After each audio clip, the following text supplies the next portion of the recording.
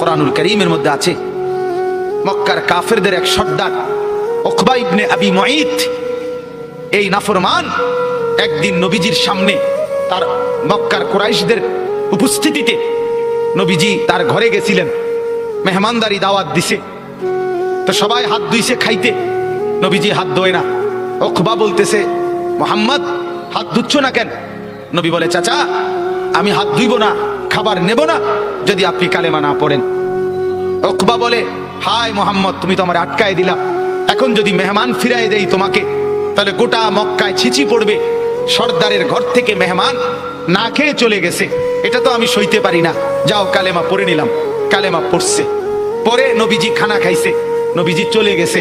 সব কাফের সর্দার এগুলো, উমাইয়া ইবনে খালফ, আস ইবনে ওয়াইল, আবু জাহেল, আবু লাহাব, এই নাফরমানরা এবার উকবা ইবনে আবি মুঈতকে একবারে টাটছে ধরছে জাতা দিয়া, এই দোস্ত বন্ধু কামটা করলা কি?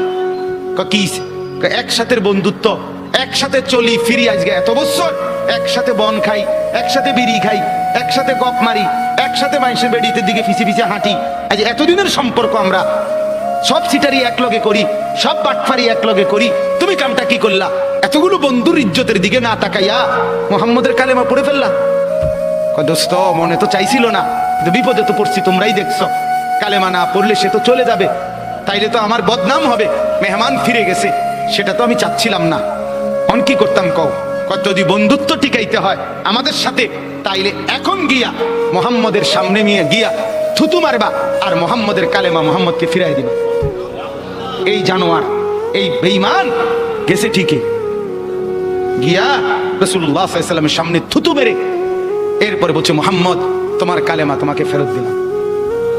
কোরআনে আল্লাহ সূরা ফুরকানের মধ্যে বলছে, ইয়াউমা ইয়াআদ্দু যালিমু আলা ইয়াদাইহি, নাফরমান ও চিরেই তুই কিয়ামতের দিন এই বন্ধুর পাল্লায় পড়ে আমার নাফরমানি করে কারার কারণে এই আঙ্গুল দিয়া, এই দাঁত দিয়া আঙ্গুলে কামড়াইবি, কামড়াইতে কামড়াইতে ছিঁড়ে ফেলবি নাফরমান। আফসোস করে বলবি, ইয়া ওয়াইলাতা লাইতানি লাম আত্তাখিজ ফুলানান খলিলা, হায় মন্দ কপাল, যদি সেই নাফরমানকে বন্ধু না বানাইতাম। আজকের নওজোয়ানের বরবাদির মূল কারণ অসৎ বন্ধু, অসৎ সঙ্গী, অসৎ প্রেম, অসৎ লোভ। সঙ্গী নষ্ট করে দিচ্ছে হাজার হাজার যুবককে, হাজার হাজার মেয়েকে, হাজার হাজার বোনকে অসৎ সঙ্গী চিরতরে অন্ধকারের ভিতরে ঢুকায় দিস। আল্লাহ তাআলা বলেন, আদাল্লাহুল্লাহ, আমি এক নম্বরে মনের চাহিদা গুনার মধ্যে ডুবে থাকলে পথ ভ্রষ্ট করে দেই।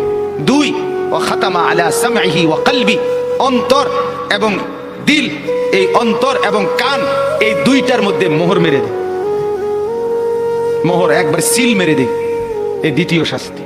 তৃতীয়, ওয়া জাআলা আলা বাসারিহি গিশাওয়া, চোখের উপরে পর্দা ফেলে দেয়। তাহলে এক, পথ ভুলায় দেয়। দুই, কান এবং অন্তর মোহর মেরে দেয়। তিন, চোখের সামনে পর্দা ফেলে দেয়। এবার বলেন তো বাপ, চোখেও আর